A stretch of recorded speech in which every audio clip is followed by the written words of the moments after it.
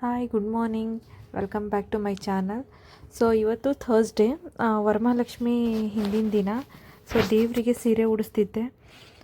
ಎರಡು ಥರ ಸೀರೆ ಉಡಿಸಿದ್ದೆ. ಫಸ್ಟ್ ಇನ್ನೊಂದು ಥರ ಟ್ರೈ ಮಾಡಿದೆ, ಅದು ಬರಲಿಲ್ಲ. ಸೊ ಹಾಗಾಗಿ ಅರ್ಧ ಫೋಲ್ಡ್ ಮಾಡಿಬಿಟ್ಟು ಉಡಿಸ್ತಾ ಇದ್ದೀನಿ. ಇದು ಸೀರೆ ಬಂದು ತುಂಬಾ ಜಾರ್ತಿತ್ತು, ಒಂಥರ ಹಿಡ್ಕೊಳ್ಳೋಕ್ಕೆ ಆಗ್ತಿರ್ಲಿಲ್ಲ, ಅಷ್ಟು ಜಾರ್ತಿತ್ತು. ಅದಕ್ಕೋಸ್ಕರ ಈ ಥರ ಕೆಳಗಿಟ್ಟೆಲ್ಲ ಮಾಡ್ತಾಯಿದ್ದೆ. ಸೊ ಸೀರೆ ಫೈನಲಿ ಮಾಡಿದ್ದಾಯಿತು, ಫೋಲ್ಡ್ ಮಾಡಿದ್ದಾಯಿತು. ಸೊ ನೆಕ್ಸ್ಟು ಸೀರೆ ಆದಮೇಲೆ ಬೇರೆ ಐಟಮ್ಸ್ ಎಲ್ಲ ಜೋಡಿಸ್ಕೊಳ್ಳೋಣ ಅಂತ ಹೇಳಿ ಜೋಡಿಸ್ಕೊತಾ ಇದ್ದೀನಿ. ಯಶ್ವಿಕ್ ತುಂಬ ಹಠ ಮಾಡ್ತಿದ್ದೆ ಇಲ್ಲಿ. ಅವನು ಹಠ ಮಾಡ್ತಾನೆ ಅಂತ ಹೇಳ್ಬಿಟ್ಟು ಆ ಹುಡುಗಿರಿಗೆ ಕರೆಸಿದ್ದೆ. ಅವರು ಬಂದರೆ ಸ್ವಲ್ಪ ಆಟ ಆಡ್ತಾನೆ, ಆದ್ರೂ ಸತಾಯಿಸ್ತಿದ್ದೆ ತುಂಬ. ಅದು ಮೊಬೈಲ್ ಬೇಕು, ಇದು ಬೇಕು ಅಂತ ಹೇಳ್ಬಿಟ್ಟು ನನ್ನ ಮೊಬೈಲ್ ನೋಡ್ತಾರೆ.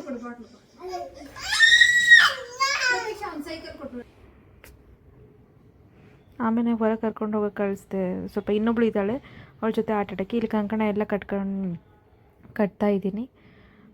ಕಂಕಣ ಮತ್ತು ದೇವ್ರಿಗೆ ಬತ್ತಿ ದೀಪ ಎಲ್ಲ ಹಾಕ್ತಾಯಿದ್ದೀನಿ. ಹಚ್ಚಿದ್ದಾದಮೇಲೆ ನೋಡಿ, ಆದ್ರೂ ಕಾಟ ಕೊಡ್ತಿದ್ದ, ಹಿಂಸೆ ಕೊಡ್ತಿದ್ದ. ಒಂದೊಂದ್ಸರಿ ಭಾಳ ಸತಾಯಿಸ್ತಾನೆ, ಒಂದೊಂದ್ಸರಿ ಸುಮ್ಮನೆ ಇರ್ತಾನೆ. ಆದರೆ ಈ ಥರ ಏನಾದರೂ ಕೆಲಸ ಮಾಡುವಾಗಲೇ ಸತಾಯಿಸ್ತಾನೆ ಅವನು ಭಾಳ. ನೋಡಿ, ಇಲ್ಲಿ ಇಬ್ಬರು ಹುಡುಗಿ ಆಟಾಡಿಸ್ತಿದ್ರು, ಅವನಿಗೆ ಅದು ಬೇಡ. ಸೈಕಲ್ನ ನಾನು ಕಂಕಣ ಕಟ್ತಿದ್ದೀನಿ, ನಾನು ಎಲ್ಲ ರೆಡಿ ಮಾಡ್ತಿದ್ದೀನಿ, ಅಲ್ಲೇ ಬಂದು ಆಟಾಡ್ತಿದ್ದ. ಮತ್ತು ಚಪ್ಪಲ್ ತರೋದು, ಆಮೇಲೆ ಶೂ ಎತ್ಕೊಬರೋದು ಎಲ್ಲ ಮಾಡ್ತಿದ್ದ. ಬೇರೆ ಟೈಮಲ್ಲಿ ಆ ಥರ ಮಾಡಲ್ಲ, ಸುಮ್ಮನೆ ಸೈಲೆಂಟಾಗಿರ್ತಾನೆ. ಆದರೆ ಮನೆಗೆ ಯಾರಾದರೂ ಬಂದಾಗಲೇ ಈ ಥರ ಮಾಡೋದವನು. ಮತ್ತು ಅವನ ಕಡೆ ನೋಡೋದು, ಇದನ್ನೆಲ್ಲ. ಆ ಹುಡುಗಿ ಪಾಪ ಎದ್ದೆದ್ದು ಹೋದ್ರೂ ಮಾತೇ ಕೇಳ್ತಿರ್ಲಿಲ್ಲ. ಕೀ ಬೇಕು ಮತ್ತು ಶೂ ಬೇಕು. ಅಲ್ಲಿ ನೋಡಿ, ಚಪ್ಪಲಿ ಎಲ್ಲ ಎತ್ಕೊಬಂದಿದ್ದಾನೆ. ಇದೇ ಥರ ಮಾಡ್ತಾನೆ. ಆಮೇಲೆ ನಾನೇ ಹೋಗಿ ಎರಡು ಬಿಟ್ಟು ಬಂದೆ.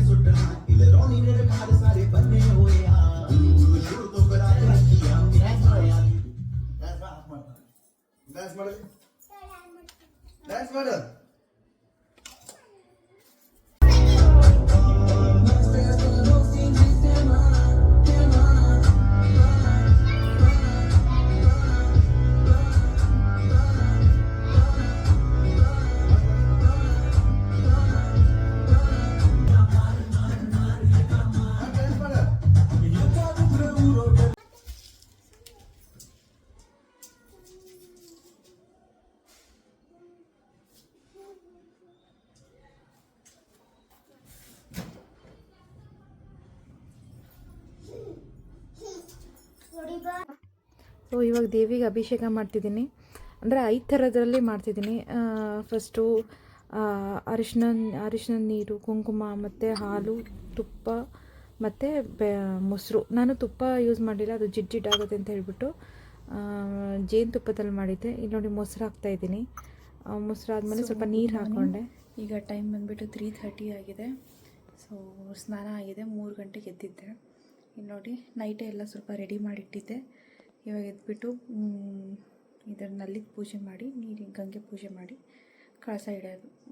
4ರಿಂದ 4:30ವರೆಗೂ ಟೈಮಿಂಗ್ಸ್ ಇದೆ, ಅಷ್ಟರಲ್ಲೇ ಪೂಜೆ ಮಾಡಬೇಕು. ಬನ್ನಿ ತೋರಿಸ್ತೀನಿ ಹೇಗೆ ಮಾಡ್ತೀನಿ ಅಂತ.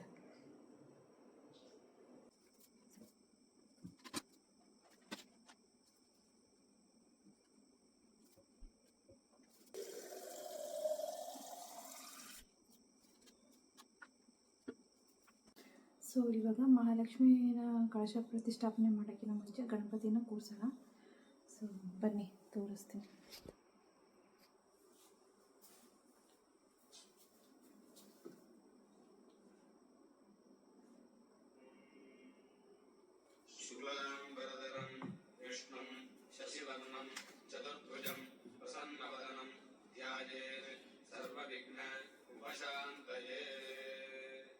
ಇದರ ಮನೆ ಗಣಪತಿ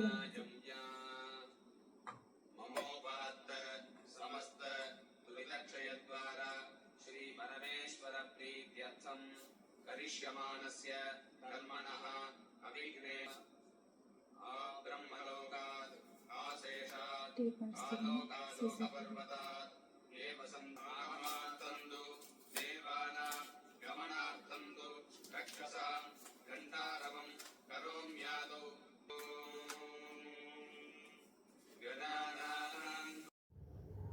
ಸೊ ಇಲ್ಲಿ ಕಳಸ ಇಡ್ತಿದ್ದೀನಿ.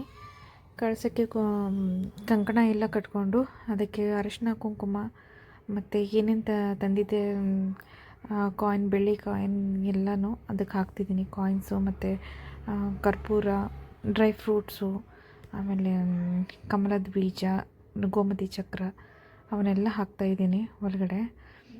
ಮತ್ತು ಒಂದು ಕೆಂಪು ಹೂವು ಹಾಕಬೇಕು. ಕೆಂಪು ಮತ್ತು ಸ್ವಲ್ಪ ಕಾಯಿನ್ಸ್ ಕೂಡ ಇಡ್ತಾಯಿದ್ದೀನಿ ನಾನು. ಅಂದರೆ ಒಂದು ಬೆಳ್ಳಿ ಕಾಯಿನ್ ಇತ್ತು, ಅದನ್ನು ಹಾಕಿದ್ದೀನಿ, ಮತ್ತು ನಾರ್ಮಲ್ ಕಾಯಿನ್ಸು ಹಾಕಿದ್ದೀನಿ, ಮತ್ತು 5 ವೀಳ್ಯದೆಲೆ ಇಟ್ಟೆ.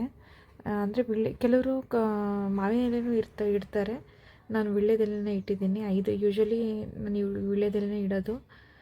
ಸೊ ಮತ್ತು ಕಾಯಿನೆಲ್ಲ ಅರಿಶಿನ ಹಚ್ಕೊಂಡು ನೈಟೇ ರೆಡಿ ಇಟ್ಕೊಂಡಿದ್ದೆ. ಮತ್ತು ರಾತ್ರಿಯೇ ಅಭಿಷೇಕ ಮಾಡಿದ್ನಲ್ಲ, ದೇವರಿಗೆ ಅರಿಶಿನ ಕುಂಕುಮ ಎಲ್ಲ ರಾತ್ರಿಯೇ ಹಚ್ಚಿದ್ದೆ ನಾನು.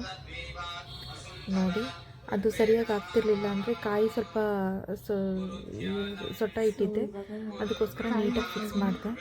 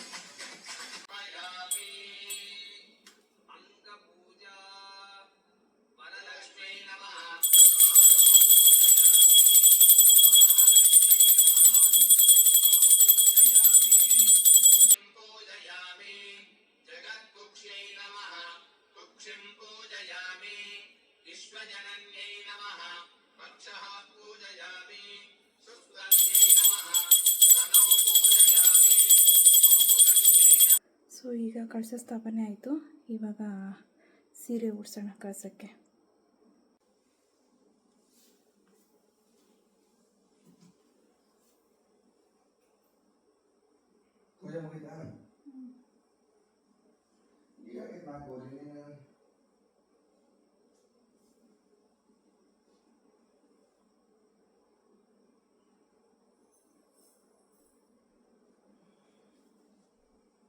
ಇದಾಯಿತು. ಸೊ ನೋಡಿ, ಫುಲ್ ರೆಡಿ ಮಾಡಿಬಿಟ್ಟು ತೋರಿಸ್ತೀನಿ.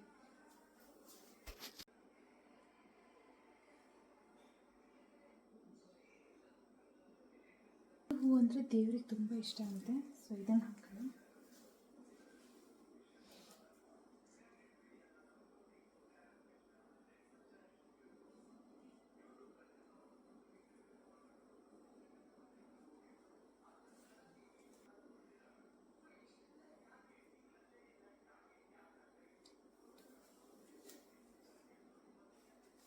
ರೋಸ್ ಇಡೋಣ.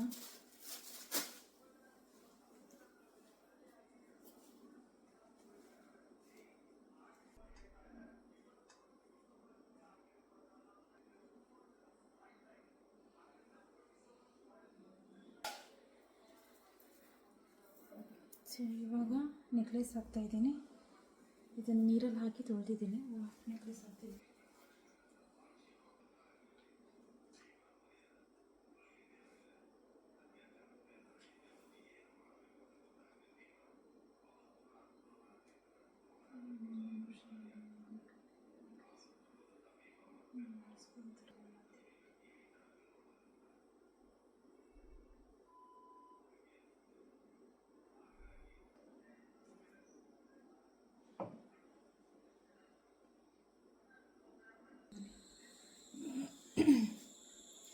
ಸೊ ಫೈನಲಿ ದೇವ್ರ ಡೆಕೋರೇಷನ್ ಎಲ್ಲ ಆಗಿದೆ.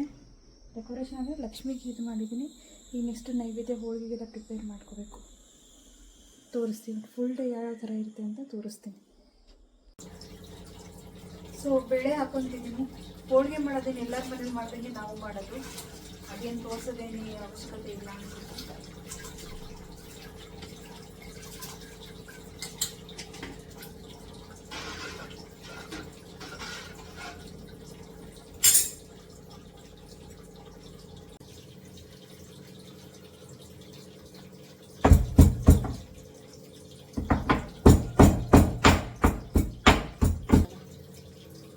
ಮೆತ್ತಗಾಗ್ಬಿಟ್ಟಿದೆ ಯಾಕೋ.